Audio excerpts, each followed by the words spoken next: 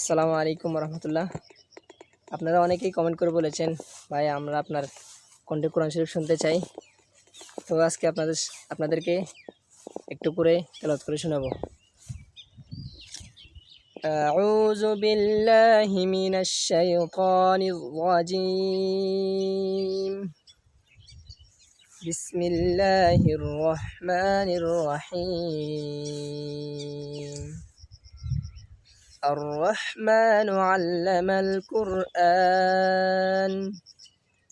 خلق الإنسان علمه البيان الشمس والقمر بحسبان والنجم والشجر يسجدان صدق الله العظيم। আজকের ভিডিওটা এই পর্যন্ত।